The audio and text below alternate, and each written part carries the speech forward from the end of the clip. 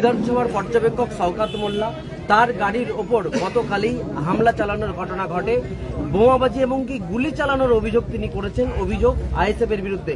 সেই ঘটনার পর ভাঙড়ের ভোগালী 1 এবং 2 নম্বরে পরের দিন তিনি সকাল সকাল প্রোগ্রাম ছাড়ছেন, নানা উন্নয়নমূলক কাজে তিনি অংশ নিয়েছেন। কিন্তু বেশ কয়েকটি প্রশ্ন শওকত মোল্লার কাছে। দাদা, কালকের যে ঘটনা, সকালবেলা খায়রুল ইসলামের উপরে হামলার অভিযোগ, পরবর্তীতে আপনার উপরে, কি বলবেন? দেখুন, গতকাল সন্ধ্যায় আমাদের দক্ষিণ গাজীপুর কোলেহাট 2 অঞ্চলে আমাদের একটা মিটিং ছিল, যে মিটিংয়ে নেতৃত্ব দিচ্ছিল আমাদের খায়রুল ইসলাম। হঠাৎ করে বিদ্যুৎ বিচ্ছিন্ন করে তার উপরে প্রাণঘাতী হামলা হয় এবং খয়রুল প্রাণে বাঁচলেও আরও 4 জন তারা গুরুতর ইনজোর হয়। এই খবর পাওয়ার সঙ্গে সঙ্গে আমি জিরানগাছা হসপিটালে পৌঁছাই। সেখানে সুরাবুদ্দিন বলে আমাদের একটা ছেলের মাথায় 9টা সেলাই হয়, আরও 3 জন গুরুতর জখম। আমি ওদেরকে কলকাতার হসপিটালে রেফার করে ওখানে পাঠিয়ে দিয়ে আমরা ওখান থেকে চলে যাই কোলেহাট থানায়। রাত তখন আনুমানিক 10:30 থেকে 11টা। আমরা ওখানে অভিযোগ করি, কমপ্লেন লিখে জমা দিই। তারপরে ওখান থেকে যখন 11:30 নাগাদ আমরা যখন থানায় থেকে ফিরছি, ঠিক থানা থেকে ঢিলছড়া দূরত্বে 500 থেকে 700 মিটার হবে, হঠাৎ করে আমার গাড়ি লক্ষ্য করে একটা বোমা এবং গুলি ছোড়া হয়। আমার গাড়িটা না লাগলেও পিছনের গাড়িতে লাগে। আমরা সঙ্গে সঙ্গে সিটের পাশে নিজের আশ্রয় নেই এবং পুলিশকে ফোন করি। পুলিশ সঙ্গে সঙ্গে চলে আসে, পুলিশ আসে, সেখান থেকে আসে এবং সেখানে খুঁজে দেখা যায় আরও 3খানা লাইভ বোমা সেখান থেকে উদ্ধার করে। এটা সম্পূর্ণ আইএসএফ আশ্রিত সমাজ বিরোধীরা পরিকল্পনা করে গতকালকে আমাদেরকে খুন করার জন্য এই চক্রান্ত করেছে। এবং ভোর রাতে খবর পাই যে পোলেরহাট থেকে, ওই একই রাস্তায় পোলেরহাট থেকে কাশীপুরে আসতে যে ফাঁকা জায়গাটা, সেখান থেকেও পুলিশ প্রায় 7খানা বোমা উদ্ধার করেছে। নওশাদ সিদ্দিকী একজন জঙ্গি, একজন সমাজ বিরোধীদের নেতা, একজন খুনি, একেবারে পরিকল্পনা করে খুন করার জন্য এই ধরনের চক্রান্ত করেছে। আমরা তীব্র নিন্দা করছি, তীব্র ধিক্কার জানাচ্ছি। আপনি জেড ক্যাটাগরির নিরাপত্তা পান, আপনার গাড়ির ওপরে যদি হামলার ঘটনা ঘটে তাহলে সাধারণ মানুষের নিরাপত্তা কোথায়? আমি তো সেটাই আমি ভাবছি যে আমার একটা কনভয়, আমার সঙ্গে প্রায় একটা জেড ক্যাটাগরি মানে অনেকগুলো পুলিশের গাড়ি থাকে, তারপরেও আমার উপর যেভাবে আক্রমণ করা হলো, এই নরখাদক নওশাদ এবং তার যে সমাজবিরোধী টিম, খুনি টিম, এদের ঔদ্ধত্য দেখে আমি অবাক হচ্ছি।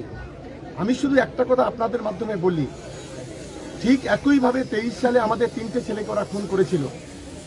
24 সালে আমাদের ছেলেদেরকে খয়রুল সহ, মহসিন সহ, আমাদের কাশিফুলকেও খুন করার চক্রান্ত করা হয়েছিল, এটা আমরা জানি। তারপরে রাজ্জাককে ওরা খুন করে দিয়েছে। কিন্তু 2026-এ আবার সেই গুলিবোমা রাজনীতি, আবার খুন করার চেষ্টা করছে। কিন্তু যতই চেষ্টা করুক, যতই আমাদের গুলি করুক, যতই আমাদের খুন করুক, তৃণমূল কংগ্রেসের কর্মীদের দমানো যাবে না, এটা আমরা একেবারে সতর্ক করছি। বিদায় ঘন্টা বেজেছে, খুব সময় অপেক্ষা। আমি অবিলম্বে কলকাতা পুলিশ কমিশনারকে অনুরোধ করব, এই খুনের পিছনে কে বা কারা আছে, এই চক্রান্তকারীর পিছনে কে বা কারা আছে, অবিলম্বে তাদেরকে খুঁজে বের করা এবং নওশাদ সিদ্দিকীর মতো এই ধরনের খুনি সমাজ বিরোধী একেই গ্রেপ্তার করা উচিত বলে আমি অন্তত মনে করি। থানায় লিখিত অভিযোগ দায়ের করেছেন, পুলিশের পক্ষ থেকে কি পদক্ষেপ নেওয়া হয়েছে? আমরা সেই রাত্রে থানায় লিখিতভাবে অভিযোগ দায়ের করেছি এবং খয়রুলের উপর যে আক্রমণ, সেটাও অভিযোগ দায়ের করেছি। আমরা 2খানা কমপ্লেন লঞ্চ করেছি। এখন দেখা যাক পুলিশ কতদূর কি করে। এবং আগামীকাল বেলা 3টে আমরা একটা প্রতিবাদ মিছিলের ডাক দিয়েছি দক্ষিণ গাজীপুরে। পাশাপাশি শুভেন্দু অধিকারী তিনি বলছেন যে মুসলিম ভোট নিয়ে তিনি অনেকটাই বেশি আশাবাদী, কিন্তু শওকত মোল্লা আপনার নাম করে অভিযোগ করছেন যে এই শওকত গুন্ডাদের জন্য মুসলিম ভোটরা আসছে না, পরবর্তীতে নিশ্চিত তারা আশাবাদী যে মুসলিম ভোটরাও তাদেরকে বিজেপিকে ভোট দেবে। ওর লজ্জা থাকা উচিত।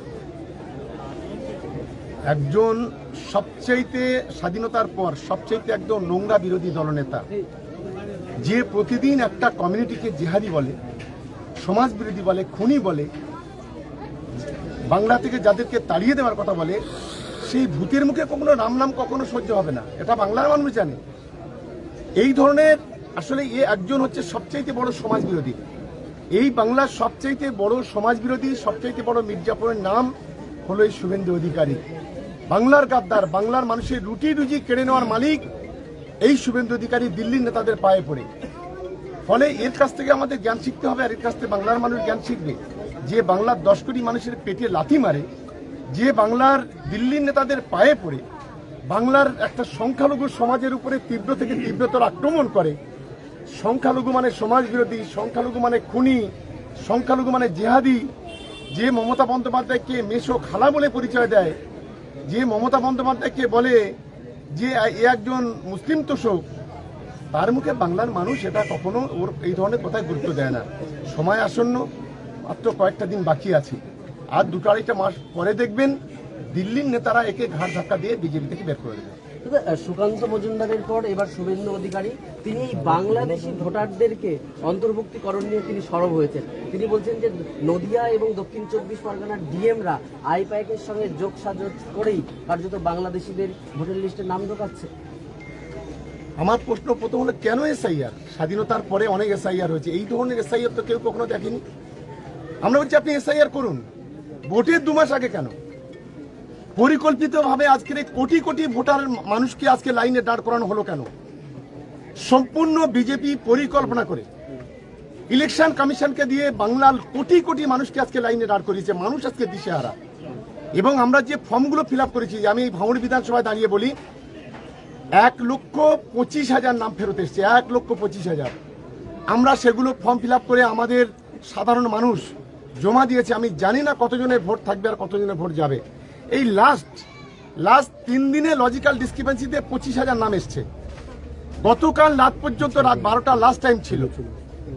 আমাদের সাধারণ মানুষ যেমন হয়রানি হয়েছে, এখানকার বিএলও থেকে, এইআরও থেকে, আরও থেকে শুরু করে প্রত্যেকেই হয়রানি হয়েছে। সারা রাত জেগে তারা কাজ করেছে, কিন্তু আমার মনে হচ্ছে চক্রান্ত এবং পরিকল্পনা করে কিছু মানুষের ভোটাধিকার ওরা কেড়ে নেবে। কিন্তু আমাদের লড়াই একটা জায়গায়, একটা বৈধ মানুষের ভোটার যদি কেড়ে নেয় তার জন্য বৃহৎ আন্দোলন হবে। এবং আমি নিজে আমাদের ভোটারদের নিয়ে আমি থানায় কমপ্লেন করেছি জ্ঞানেশ কুমারের নামে। আগামী দিনে হাইকোর্ট, সুপ্রিম কোর্টে যত দূর যেতে হয় যাব, কিন্তু একজন বৈধ ভোটারের নাম কাটতে দেব না, এটাই হচ্ছে আমাদের লক্ষ্য।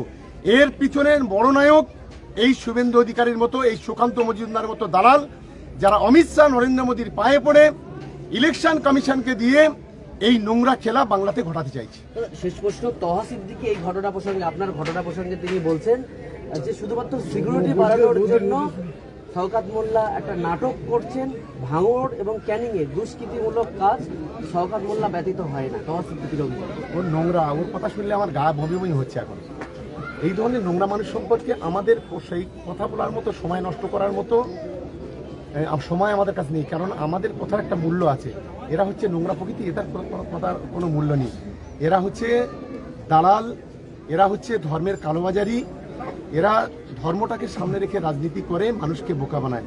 আমি সংখ্যালঘু সমাজের মানুষ জানে, সারা বাংলার মুসলমানরা জানে যে এই যার নামটা করছেন, আমার গা বমি হচ্ছে, আর খুব একটা বলতে পারছি না, সরি। শওকত মোল্লা কার্যত তহা সিদ্দিকীর মন্তব্যকে এড়িয়ে গেছেন এবং পাশাপাশি তার উপরে যে হামলার ঘটনা, সেই ঘটনায় যারা অপরাধী তাদের উপযুক্ত শাস্তির দাবি জানিয়েছেন। ভাঙড় থেকে সৌমিক এবং সচ্চরিতের সঙ্গে